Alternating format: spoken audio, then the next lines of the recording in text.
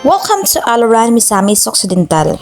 Kung asa inyong makita ang mga namaligya og isda, nga kung kusog og tingog, tuan na sa inyong silingan. O kung hinay gani ang tingog, anaa pa sa inyong tugkaran. Ug ang inyong inahan nga nangita og sudan, magkakarain taon og inapas sa tulin nga isda nga gibaligya nga tuan na sa silingan. Karon nga adlaw kuyo gimenyo or mangita tag sudan sa atong panihapon.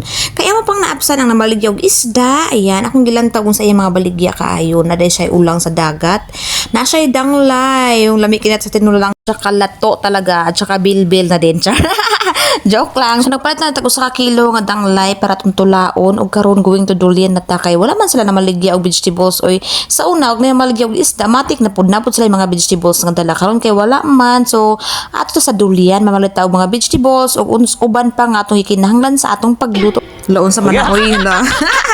Oh, lagi daog lagi naidakop. So kay si kuya kay feeling nako wala siya ipuan nga license mo nang gipanaog biniya kay madakpan sad siya. So karon magbaktas na kami pa doon sa dulyan og gisapot na gyud ang akong anakin for the while na ang person kay gisapot na gyud kay kabalo na mong mga bata nga sa putong ginabasa magbaktas gyud ta.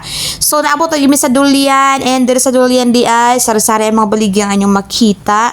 Na ay mga gulay, na ay mga isda, na ay mga karne, na ay mga bakery ug unsa pa diha. So kanina ay mga namaligya diri is temporary lang ni nga location nila tungod kay na ay bag-o nga gipatukod si mayor nga public market sa Aluran, Misamis Occidental. Ug kana nga bag-o nila nga location is mas duol na gid sa among balay. So di na mi magkuan magbaktas og layo-layo kung mapalit mi og mga gulay.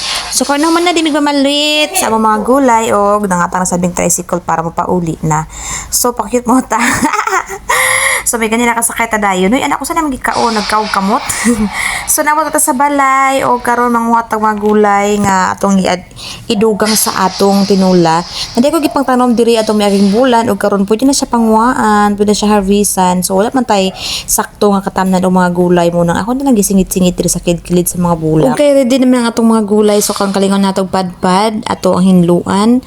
Hugasan og ayo para matangtang ang mga insekto o mga alikabok. So ako lang ba nga o maggula kani kung isda kan kay mga gulay nga akong isagol mura akong gatula o galaw oy pak o pasunsos ang ina kang gibatid ka anyal anda mga tong tubig pak o para malunod na nato ang atong mga dahon-dahon. So ako lang ba pud ang magtinula nga og danglay ang akong tula ko na ako mga dahon-dahon og lunod kaysa ang isda kay di ko kunan ang mabungkag ang dagway sa isda. Mabungkag lang jud tanaw mabungkag ang nawong no. So namo ko na siya mga buko basi masagol ba sa atong mga utan-utan ang buko mo nga maglikay ta. So karon na din ang atong tinola og mga o nakita. Oy, may mag-iring.